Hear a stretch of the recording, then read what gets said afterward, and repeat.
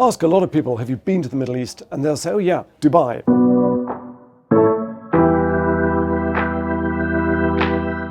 Been shopping there, been on holiday there. It's brash, it's flashy, it's successful, but there's a lot going on beneath the surface in Dubai that we don't necessarily see.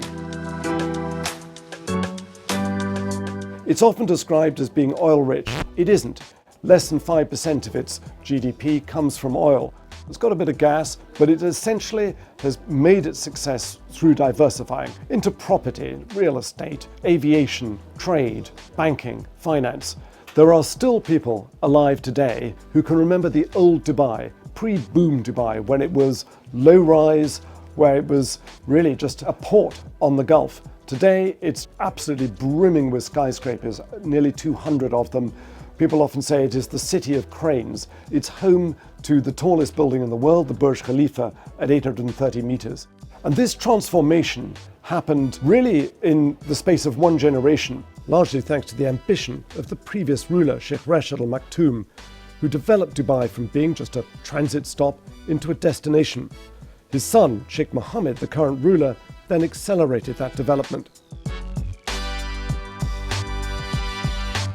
One of the problems that sometimes happens in Dubai is that people get lured into perhaps a false sense of relaxation. You've got beaches, bars, nightclubs, alcohol is freely available there, and yet the actual rule of law of the place is quite strict and conservative. There is no freedom of expression at all there. You voice anything against the government, you put out a tweet that they don't like, and you're in real trouble. There are many, many cases of Westerners taking a wrong turn, getting arrested, and finding themselves in trouble.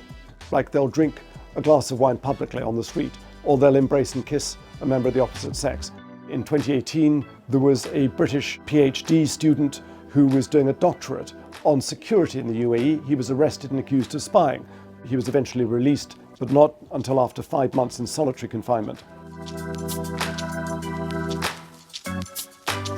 There is a paradox between the public face of Dubai, which is incredibly welcoming, very relaxed, and a lot of alleged human rights abuses.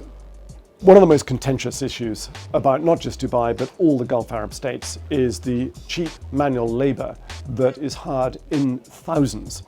And these people tend to be coming from the South Asian continent. Often they are cheated out of their wages, out of the full amount of wages. They're held in terrible conditions in many cases. There's been a lot of documentation about this. So legally, the federal UAE laws are very strict on this, but in practice, these laws are often flouted.